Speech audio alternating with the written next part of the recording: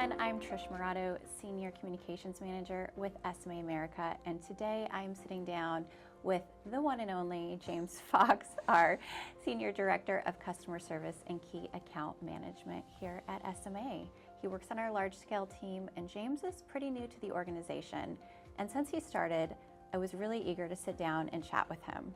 I find his background to be really interesting and his lived experience to bring a lot to our service team, which has helped the transformation the team has gone through over the last year. So, James, thank you so much for being here, and I'm excited to dive in. Yeah, hey Trish, thank you.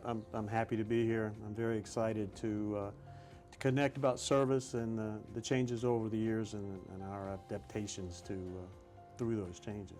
Absolutely.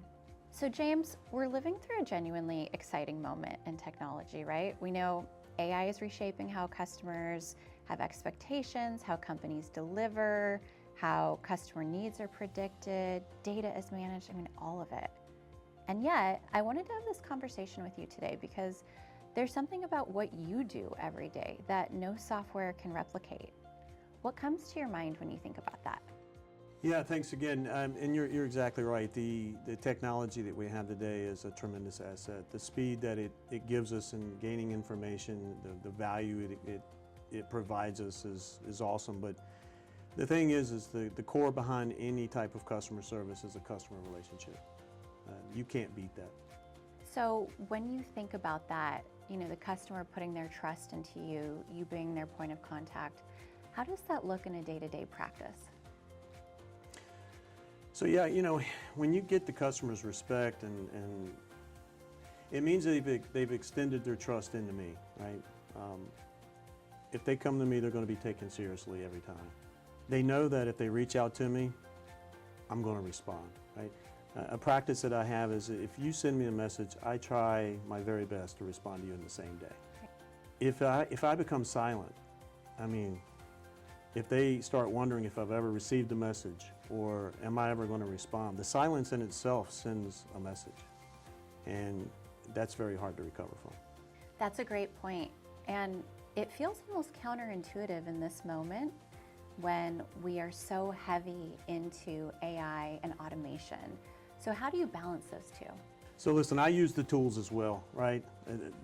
They're very helpful.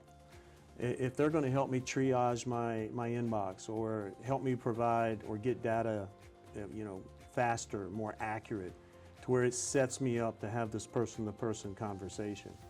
Again, that provides that tremendous asset that AI does for us. But you still have to have that person-to-person conversation. A customer is going to recognize whether this is AI generated or if it's coming from me directly, right? Again, you just cannot beat that customer face-to-face relationship. Right. So James, I know you were in the military. It's a great part of your background. You have experienced situations in your career where things have been very critical and high octane, I guess you could say. How do those experiences inform the way that you de-escalate and you connect with people interpersonally?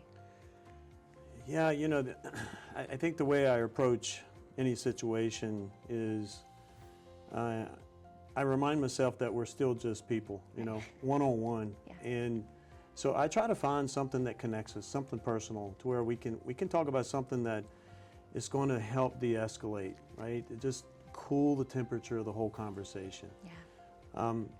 Once I find that that our customer is ready to talk about it, then I'll circle back around to all the topics that I wrote down earlier. Yeah. When they were venting, I find that the conversation becomes very much more constructive and productive after that.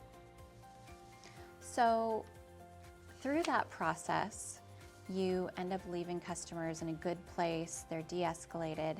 How do you close it out and make sure nothing falls through the cracks? Yeah, so a practice that I use every time is, through the whole conversation, I've been taking notes.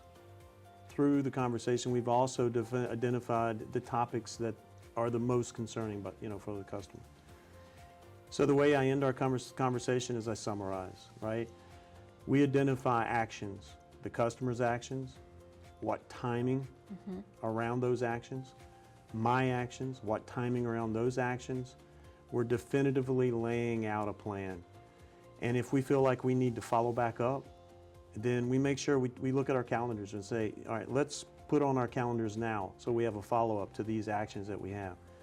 I find that you're opening a problem, you're talking through it, and you're closing the loop and trying to define a good outcome to the effort of the whole conversation. Right. James, what strikes me the most is that nothing you've said today is complicated, but it does require showing up in ways where you are genuinely paying attention and are invested. Do you have any other thoughts you want to share? Yeah, you know, I think all of our tools are great today, and they're going to continue to evolve. They're always going to make us better. But I think we all need to keep in mind that these are just that, they're tools. They provide us information to where we can take that and better communicate quicker, more accurately with our customers. Technology is great, and we're going to use it forever, but it'll never replace just the common human intervention and relationship. It's foremost and the most important thing I find in customer service is customer relationships and just being there, Right. having a presence. And it's the mix of technology and humanity together. Exactly. We need both. Yes, exactly. Well, James, thank you so much for your energy today, for talking about this really important topic. I think it was a great conversation. Thank you. So did I, and I enjoyed it. Thanks for having me.